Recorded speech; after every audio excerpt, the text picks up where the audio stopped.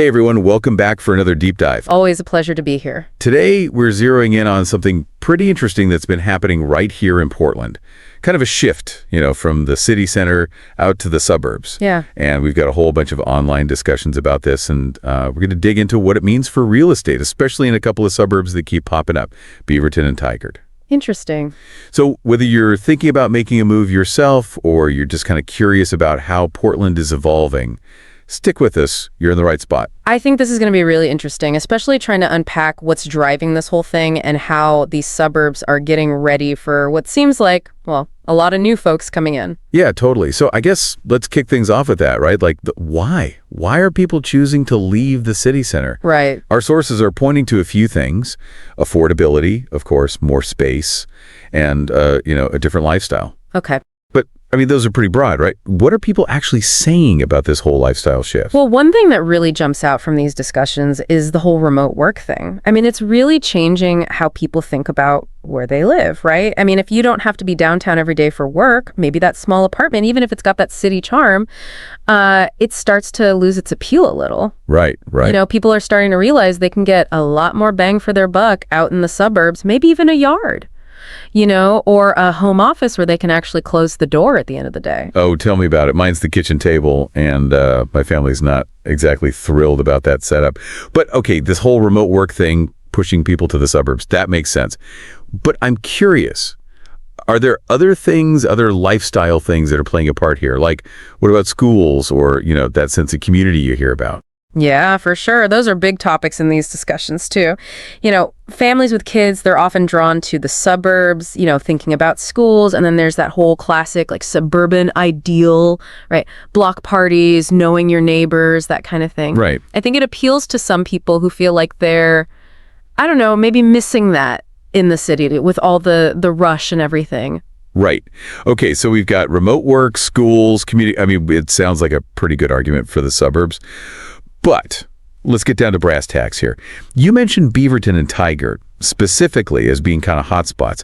So what's going on in those places that's drawing people in? Well, like I said before, growth is a good sign, right? It means something's happening in an area. And both Beaverton and Tigard, they're seeing a lot of growth, like people moving in, businesses popping up. Okay. And to give you an idea of the numbers, Beaverton's population, it's gone up over 12% in just the last 10 years. Wow. Yeah, over 11,000 new people. Wow. And Tigard's not far behind, almost 8% growth. So that's almost 4,000 new folks. And when you have that many people moving in, it creates this whole ripple effect, right? Businesses see the opportunity, new shops and restaurants open. It just kind of feeds on itself. Oh, that makes sense. Those are some pretty big number. Are these suburbs ready for that kind of growth? Sometimes when things expand really quickly, you get these growing pains, traffic gets bad, resources get strained, that kind of thing. What are people saying about that? Yeah, that's the big question, isn't it? And it's definitely something that's coming up in these discussions. Yeah. Infrastructure is, it's really key here. Making sure things can keep up. One of the biggest things we're seeing people talk about is housing. Okay. In Beaverton, there are a bunch of new apartment systems and townhouses going up, trying to make room for all the new folks. That's good. Yeah, and both Beaverton and Tigard, they're working on their transportation systems too, adding bike lanes, expanding bus routes and things like that. Right, that's good to hear. So it sounds like they know about the challenges at least, and they're, trying to do something about them. But with all this change, all this growth, what happens to the character of these suburbs? Do they lose that small town feel, the thing that people are actually looking for in the first place? Yeah, it's a good point. And it's something that comes up a lot in these discussions, this tension between, wanting growth, but also wanting to keep what makes these places special.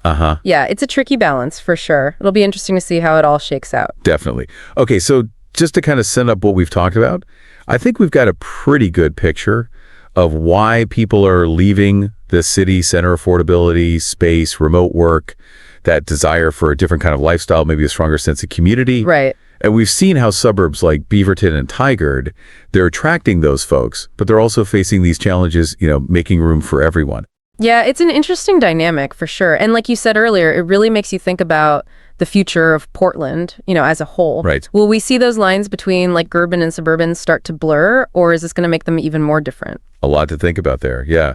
It's clear that this whole move toward the suburbs, I mean, it has big implications, not just for real estate, but for, I mean, the whole community, right? The way Portland's communities are, working and living. Yeah. We've just scratched the surface here, but hopefully this deep dive has given you some good insights into how things are changing. And who knows, maybe it's even made you think about your own living situation a little bit. Maybe. Thanks for listening, everyone. We'll catch you next time. Thanks.